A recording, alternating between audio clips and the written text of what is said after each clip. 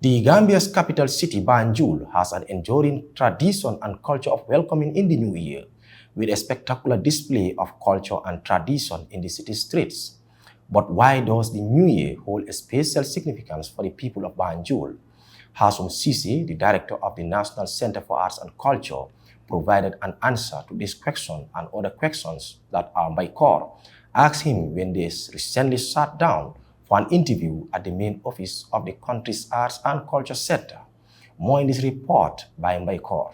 Hassoum Ceesay traced the origins of New Year festivities in Banjul, highlighting a unique blend of indigenous traditions and colonial influences that shape the celebrations in Banjul. The New Year is more than just a date on the calendar. It symbolizes reflection, renewal, and unity. Because Banjul, or Bathos as it used to be called, was the sort of Christmas New Year capital of the West African coast. Every New Year and before it Christmas, people used to travel from Freetown in Sierra Leone. I'm talking of the colonial period. From Accra, Gold Coast, now Ghana. From Lagos, Nigeria. From St. Louis in Senegal. From Dakar in Senegal. From Kaolack. And all of them would converge on Bathos. So here used to be the capital as far as festivities marking what we call Yuletide were concerned. Local customs such as the hunting masquerade, fanal, gese, zimba, and artistic performances were showcased, with drumming and singing serving as a powerful storytelling tools that pass down values and history from one generation to the next. Likely because Bathos was like a melting pot. It had that metropolitan, if you like, characteristic. And you had, Gold Coasters, that's Ghanaians, working in the colonial civil service. Some were soldiers in the Royal West Africa Frontier Force. Okay, you had people from Sierra Leone also working as clerks, as printers in the government, service. You had Nigerians, people of Yoruba descent, engaged in business, living here in Bathos. You had people from St. Louis, from Gore, from Kaolack, from Dakar, whose relatives are, mainly Wolofs and Serer, were living in Bathos. As traders. Mr. Ceesay highlighted on the origin of the traditional and cultural masquerades and how Banjul celebrates New Year.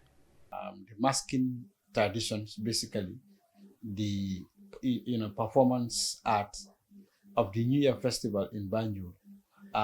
Some are what you can call indigenous. Some are extraneous. They have origins outside the Gambia. For example, the hunting. These have a Sierra Leonean, origin. Okay? The Creole, the Mendes, the Temnes, who because they were clerks or employees of the colonial service, they brought it along and it has stayed. The Bambara masking traditions. The Bambara have had a long presence in Bathos or Banjul. Okay? Giving very, very significant part of the labor force. Okay? The Zimba has Senegalese origin. Well, number one, this year, there is an added bonus. We are even providing a free GTSC transport on New Year's Day for people to come. I think that's unique. Two, like I said, there's financial support to the groups. All the groups, to help them in their preparation. Three, there's also financial support to the security forces, particularly the police, so that they can deploy and help in the traffic, congestion, and safety. You see, that is why there's even a traffic plan where all the incoming traffic into Banjul will take the Bond Road, and the outgoing traffic will take, the the main highway. Families across the capital prepared for the event for the evening festivities. The spirit of unity and cultural pride resonated, marking a hopeful beginning to 2025, with fireworks set to illuminate the skies over Banjul. The conversation provided a deeper appreciation for the cultural richness embedded in the New Year's celebration. Reporting for Star TV News, I am Mbye Corr.